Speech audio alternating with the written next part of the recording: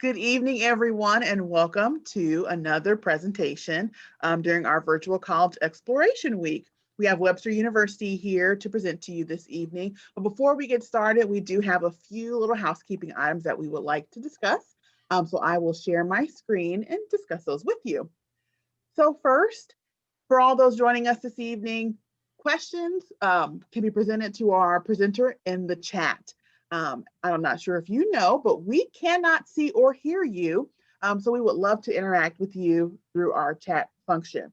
So please submit any questions you may have in there, and your presenter will answer those during the time that they have set aside for that. If you love this session and want to hear from more institutions, there are more sessions for the rest of this week. You can sign up online. Our link is located here on our slide. But then also this presentation, as well as all of our other presentations, have been recorded and are also available at that same website. So please take a moment and check out those presentations to see if there's anything else that piques your interest. But while we have you here, I'm going to transfer it over to our presenter, who's going to talk to you about Webster University. Great, thank you very much. I'm going to go ahead and share my screen here.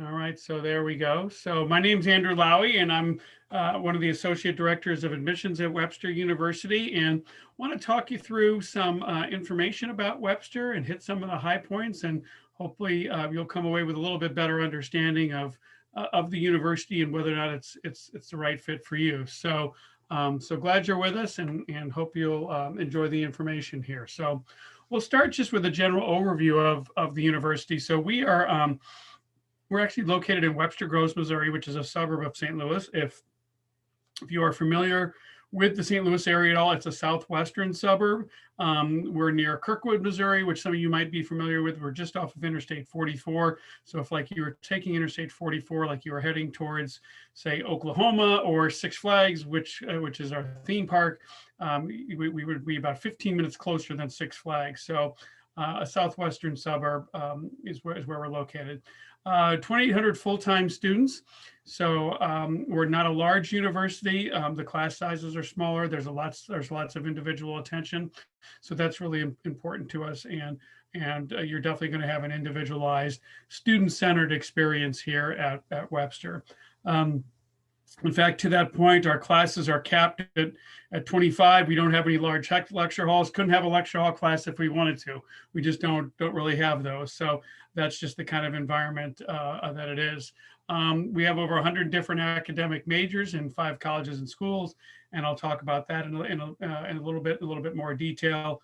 Also do lots in the way in terms of leadership development. So that's an option for students who really want to do that.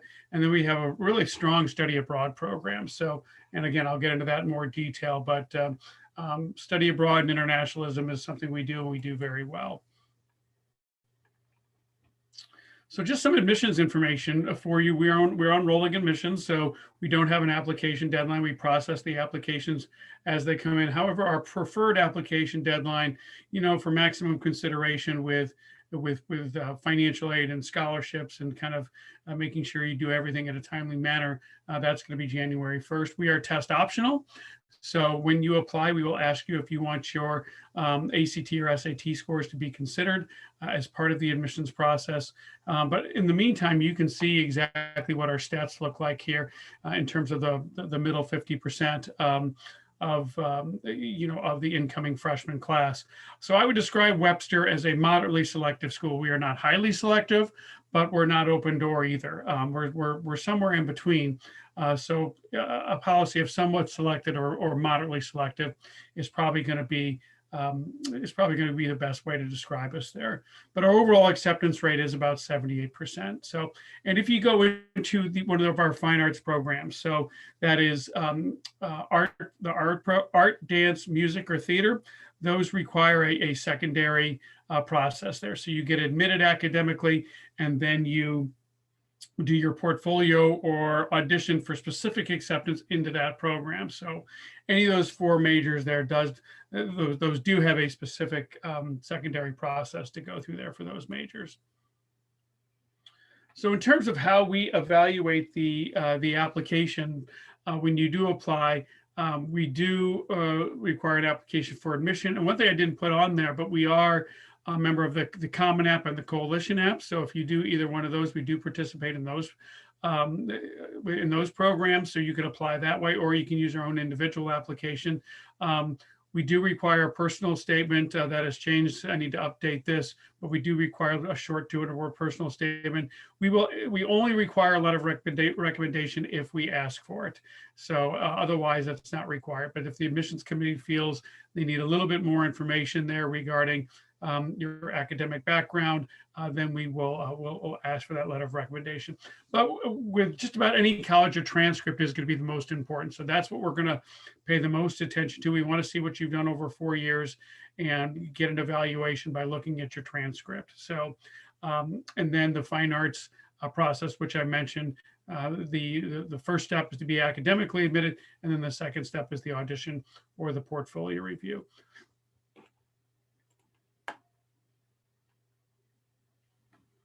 And then our academic programs. So our colleges and schools. So you'll see the colleges and schools there. And I know it might be a little confusing because you thought, well, isn't Webster University a college? And you know, why do you have a college and school? I thought you were a university or college. But this is how we organize ourselves academically. So there are colleges. So we are a university, but we have colleges within the university. We have individual academic schools, individual academic colleges within the larger university. So there is the College of Arts and Sciences, and that would be considered your liberal arts in a lot of ways, your humanities. That's where the philosophy department is. That's where history is, biology, English, criminology, psychology, sociology. Those are in the College of Arts and Sciences. We have the College of Fine Arts, which I mentioned. Then we have our School of Communications, which I'm going to talk about in a little bit more detail. That involves quite a number of majors that we offer within that school. We have our School of Education. Those are for students who want to be a teacher, and that can be anywhere from really K through 12. So preschool all the way up to high school, secondary education. If you want to go into if you want to do that, you would be in our School of Education. And we also have the School of Business and Technology. And that's sort of just as it sounds. It's our business programs. So economics is in there, international business, accounting, marketing, and then the technology portion, math and computer science are part of that school as well. So again, that's how we organize ourselves academically. One of the nice benefits of Webster is that you do get into the major right away. So no matter what area you're going into, no matter what academic field you're going into, you do get into the major right away. We really don't do the setup where, oh, you have to take, general classes for 2 years and then, or get your general classes out of the way. We do have our general education or our core classes, but they're very flexible. They're very easy to satisfy. What we do is we really work those in throughout the 4 years. So we don't just load them up all in the first 2 years. They're really worked in through the entire 4 years. It's very important to us that you get into your major right away and start taking those classes, of the areas that you're most interested in. And of course, it's okay to be undecided. I think that's kind of one of the bigger concerns that a lot of students have is, well, I'm undecided. I don't, people keep, it seems like I'm the only one that doesn't have a major. All my friends know what they want to major in. It really isn't true. About 12 to 15% of our incoming freshmen are undecided. I mean, that's the box that they checked on the application. And another 12 to 15% are undecided whether they realize it or not. They think they want to go into a certain program until they get into it and realize they want to change their mind. So do not get too wrapped up in that. Do not get too worried about that. My only advice to you would be is to make sure you go to a school, go to a university that does have all the programs that you are considering. So whatever you do decide to switch into, you don't want to be stuck at a university, that really doesn't offer your major. So it is okay to be undecided. That's kind of what the freshman year is all about, is kind of getting your feet wet and kind of exploring some things. So don't worry about that at all. But having said that, I do want to highlight some of our academic areas. I did mention the fine and performing arts. And Webster is really rich in the fine and performing arts areas. You can see we offer all of these programs in the fine and performing arts. And just in the art department alone, these are individual majors that we can have in the art department. So, so it's everything from art history and drawing to photography and sculpture. Probably our most popular program within art is graphic design, and then drawing and illustration are also popular as well too. So, and then you can see we're doing a lot in dance, music, and theater. Music's really interesting. We have one of the few programs in the country for music direction for musical theater. That's a major for those whose dream job might eventually, they want to be in a pit, a music director in a Broadway musical in the pit orchestra, leading the orchestra there. So that's music direction for musical theater. But we also have music technology, songwriting, so jazz studies, lots of offerings there. And then over on the theater side, you name it, we do it for the most part, especially in the design tech area. So we have actual majors in costume design and costume construction, and we have sound design and scene design and wig and makeup and technical direction, stage management. So we have specific degree programs in those as opposed to just a general tech theater major. So there are a lot of options there. And again, with any of these programs, if you want to come in as a declared major for those, you do actually have to do an audition or like I said, a secondary step there. And now I want to profile a little bit the School of Communications.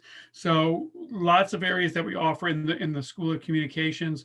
So probably the most popular one is the film, TV, and video production. So this encompasses feature length filmmaking, as a lot of people think of what filmmaking is, but television and video production, anywhere you are generating any kind of visual or video content is what the film, TV, and video production program encompasses. But it did start out way back in the day as a filmmaking program, and we were doing film back when it really was film, and it was a photographic process. And if you wanted to edit your film, you had to cut your film and glue it back together or tape it back together. So that's how long we've been doing. But it's really helpful because it has given us an established alumni base in Hollywood and in some other places. So, but that's just one program. We also do animation. We do digital media. You can see journalism there, media studies, a program in script writing, if anybody wants to get into script writing of any kind. We actually have two. You can see this is our recording studio here. We actually have two programs. One is audio and media. One is sound recording and engineering. So we actually have two different programs that involve that type of technology. The audio and media here was really designed for those who want to use audio or sound reinforcement as it applies to media. So audio for film, audio for television, for radio, for website, for synthesized sound. Any of those could be with audio and media who kind of want to use a media outlet for that. Like I said, video game design, they all need sound. And so that's what the audio would be. The sound recording and engineering is a little bit more of the, you want to work in something similar to this. And what I mean by that is it would be like a closed studio setting where your dream job might be to be in Los Angeles or Nashville or somebody, and you have a major music act on the other side of the glass, and it's really kind of almost music focused. And so the sound recording and engineering is a BS degree, a Bachelor of Science. So it is a little more, it's a little more technically involved there, where the audio and media is a BA degree. But anyway, all these programs are very comprehensive. And like I mentioned, the real advantage here is that you do get into these majors right away. So, you'll use the gear, you'll check out the equipment, you'll be able to use the digital film cameras right away as a freshman. And that's really important to our students. We want to make sure that you do that. Having said all of that, I will tell you that, the liberal arts is the core of what we do here at Webster. To me, it's sort of hard to have a full, comprehensive university without some of the liberal arts, which is, as I mentioned, history, philosophy, biology, chemistry, English, psychology, sociology, criminology, all of those programs are part of the liberal arts. And that's very important to us. In fact, you can see right here, this is our brand new science building that we built a couple of years ago. So, so the liberal arts is still the foundation of what we do. And we have a lot of those programs, but I felt it was important to highlight some of those. We do have some unique majors even within human rights, within the liberal arts, and that's our human rights, computational biology, European studies, women, gender, and sexuality studies. That's all part of the liberal arts, or what we call the College of Arts and Sciences. So yes, I did highlight those programs in the fine arts and communications, but at the end of the day, we are a very well-grounded liberal arts university, and that's very important to everything that we do there. One thing we do like to highlight too is that there are some options in entrepreneurship. So this is especially true for, again, for students who might want to go into the fine arts or communications, because entrepreneurship teaches you to kind of be an independent contractor, to work for yourself, to be able to market yourself. So a lot of students, are told that they need to have some business classes, and they need to have a background in business, because there are a lot of business principles that apply to just about every organization that are out there. But I really like the idea of students taking classes in entrepreneurship, because as you can see here, what we highlighted, every organization wants its employees to think as entrepreneurs. So, and that's really critical, no matter if it's a large corporation, if it's a non-for-profit, if it's a community-based organization. Ultimately, what you need to be as an entrepreneur, you need to think about, what the future might bring. You need to anticipate what your audience may be desiring. So having an entrepreneurship program for us is really key. And you can see here some of the skills and some of the things you are going to learn. So a minor or a certificate in entrepreneurship can be plugged in with just about whatever type of academic program you're pursuing. So what will I take as a freshman? Like I mentioned, about half your classes will be in your major area, but the other half will be general education. So our general education program is called our Global Citizenship Program, as you can see right there. So when you see the term global citizenship, that's just our fancy name for our general education. But the reason it's called global citizenship is because we want you as students, when you graduate, to have a comprehensive enough understanding of the world around you, these large issues that are going to affect you no matter what industry that you're in. And so that really is the heart of the Global Citizenship Program, and why we call it the Global Citizenship Program. It's very flexible. You are going to have to take classes in that, but again, you're really in control of kind of how you want to satisfy the Global Citizenship Program. And it's not this rigid core academic program where there are classes that you absolutely have to take.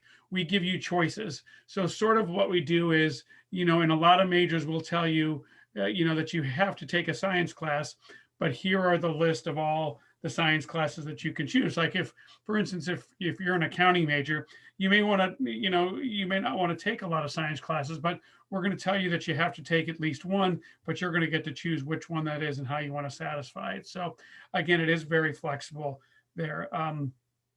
We don't require any placement tests.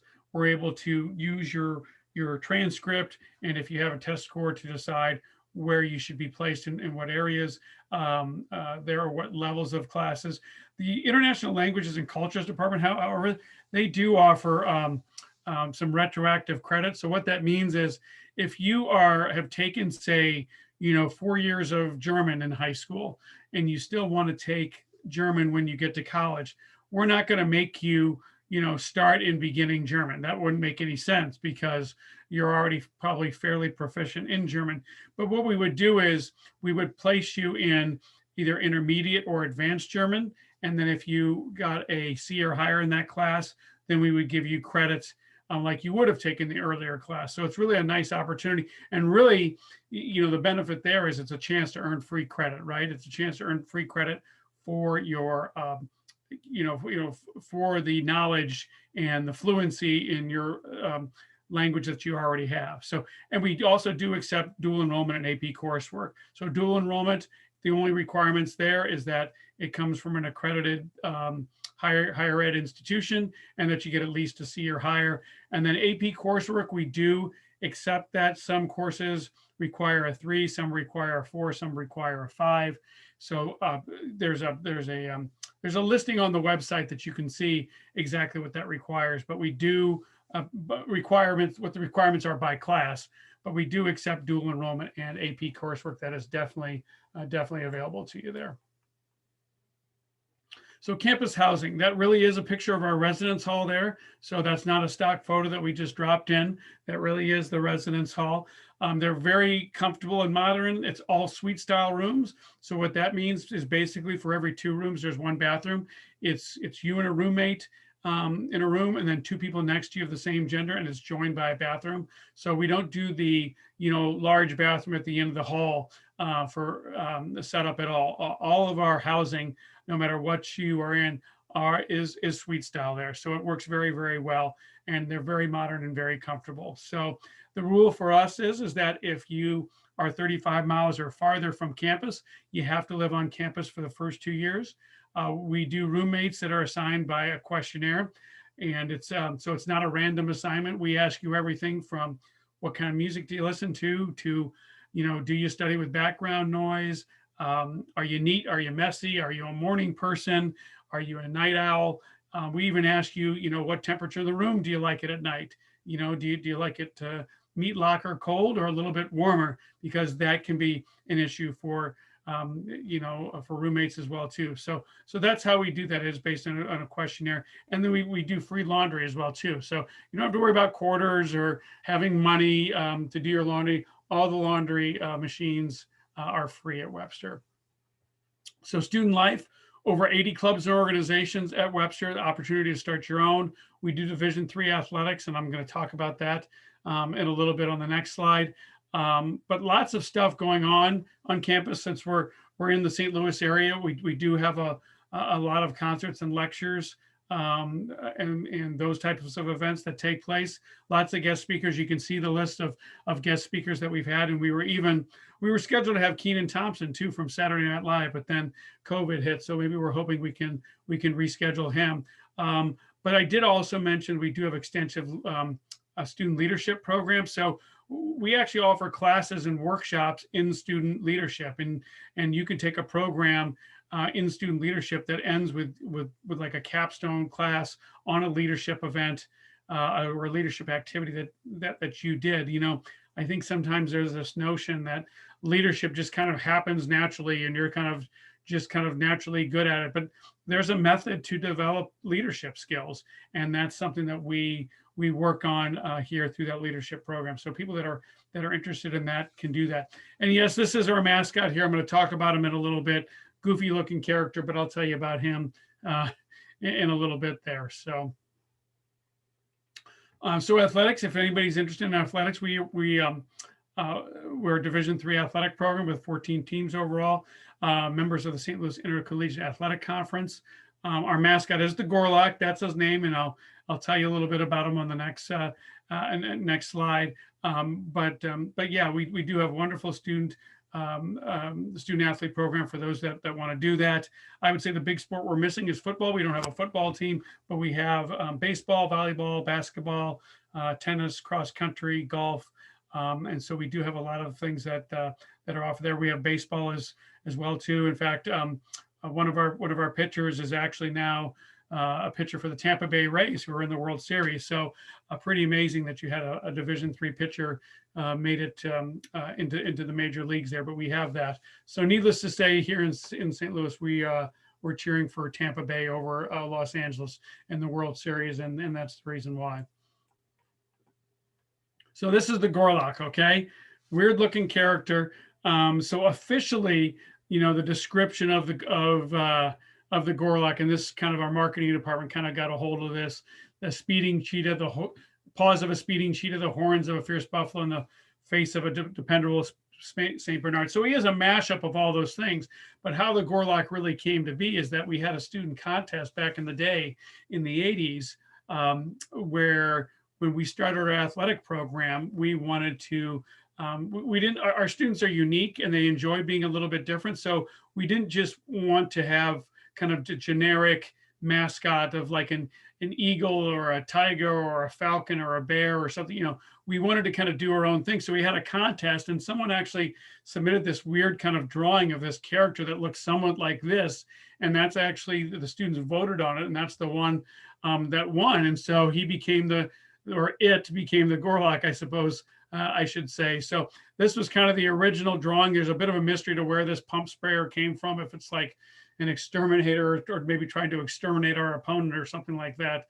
But then this is a bit more the cleaned up drawing. This is what the Gorlok looks like today. Of course, the hardest part of having a Gorlok is that you can't just order up a Gorlok costume, right? It's got to be custom made and it takes a long time. It costs a lot of money, but that actually is the Gorlok there. And see, this is what the first Gorlok costume looked like back. That's probably around 1982 or 3. So again, creating the Gorlok costume is hard. And last but not least, the name Gorlok comes from 2 streets on campus. Gore and Lockwood are 2 streets that intersect near campus. So in Gore is spelled G-O-R-E. Lockwood is just like it sounds, L-O-C-K-W-O-O-D. But our students, again, because we wanted to be a little different, what we did was we dropped the E from Gore and then dropped the C from Lockwood, or from Lock, I should say.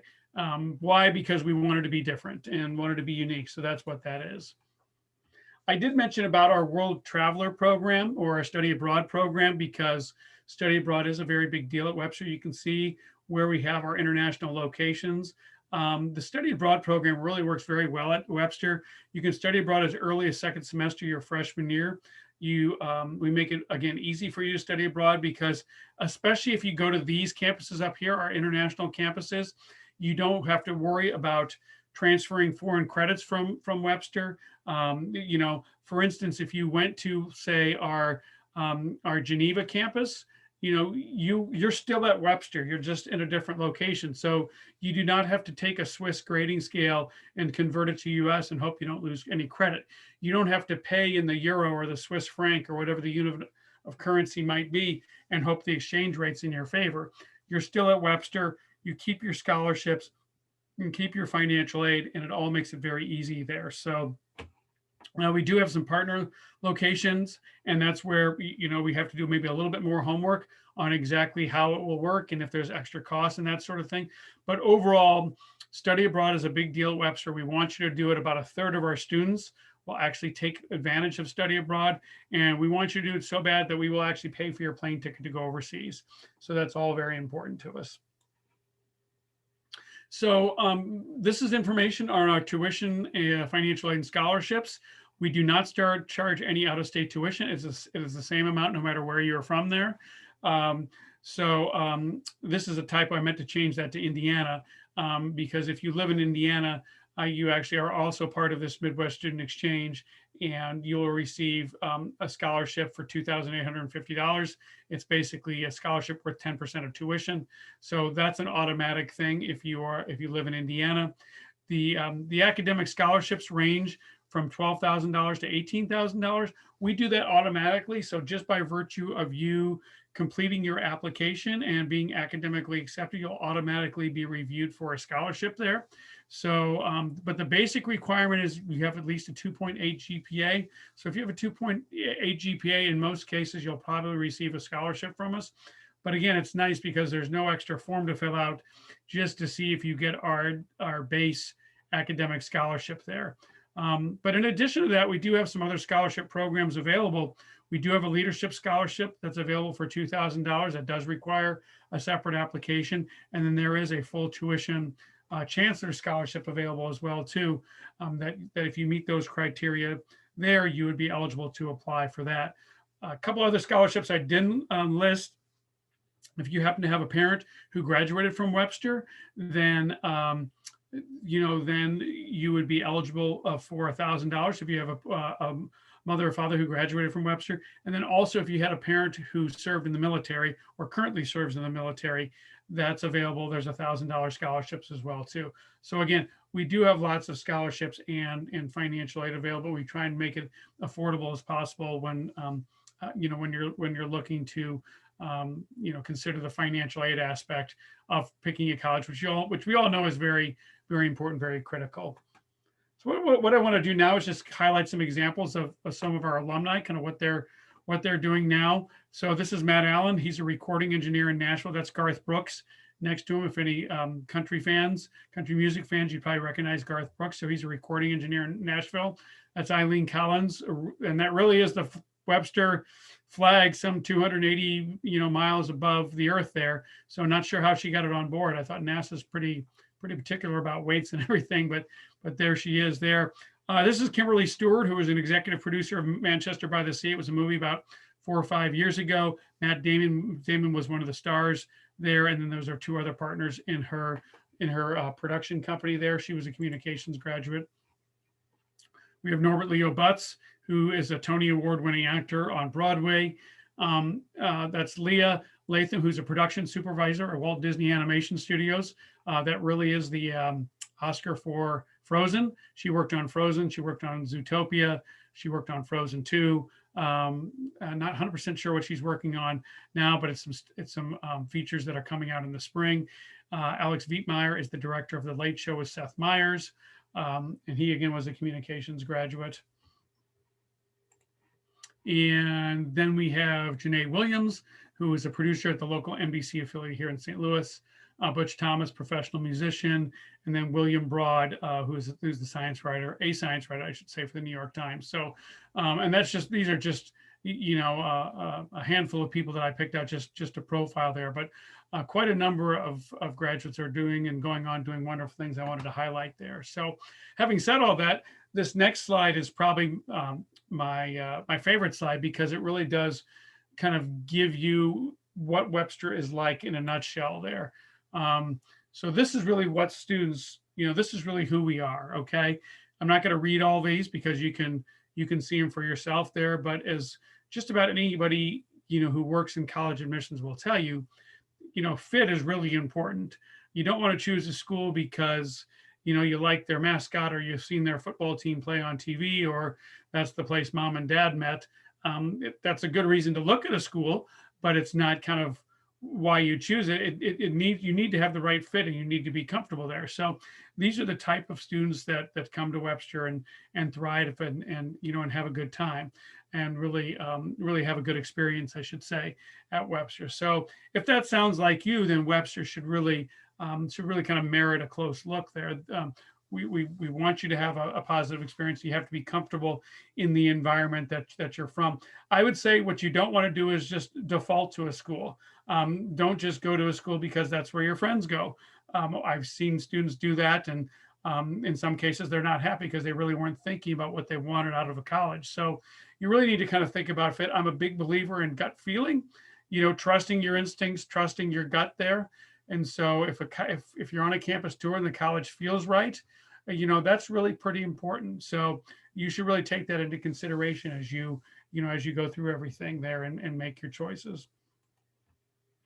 And then the very last slide here is kind of the next steps and what you need to do next to keep moving forward. If you're a senior, you need to apply for academic admission, and that can be done at webster.edu/apply. As I mentioned, we're also a member of the Common App or Coalition application. So those are options that you can apply that way as well too. But I would also encourage you to talk to your friends, relatives, neighbors, teachers, school counselors, anybody that might be familiar with Webster, or really anybody that has been to college, and ask them where they went to school and what they would recommend for you and what type of school you might thrive at. I think you might find that a pretty important. Word of mouth can be really, really helpful when you're trying to determine, what you should look at in terms of your school. And then schedule an individual visit to Webster. We just now started having in-person visits resume. So we are doing in-person visits on campus. So that is an option. Of course, we could still do the virtual visit for those of you who aren't totally, have Zoom fatigue just yet. We can do a virtual visit, but we can also do do in-person visits there. And then also look for webster.edu/preview days, because you're going to find some information for some open houses. If you want to do more of an open house format, that's an option as well too. And then last but not least, contact us anytime with questions there. That is really the best way to get your questions answered. That's why we have that email address. But the job of our admissions office is to help you with the college admissions process. So if there is any questions that you have or anything that you need, that's why we're there. So please reach out to us at any time. So I don't see any questions in the Q&A there. So I want to thank you for attending and learning a little bit more about Webster. And like I said, please do not hesitate to reach out. Moving forward, we're happy to help there. Well, thank you so much, Andrew, for your presentation. And thank you all for joining us this evening. I do have a last few minute housekeeping items that I would love to share with you all. First off, there will be a quick survey at the end of this presentation. So once this ends, please take a moment to complete that. But also, as mentioned at the start of this presentation, there are more opportunities for you to learn about other institutions, as well as to rewatch this presentation and any others you may have missed. If you go to our website, listed here on the slide, you can access the signups for other sessions, as well as the recordings for this session and many more. Thank you all so much for joining us this evening. Please have a great night. Good night.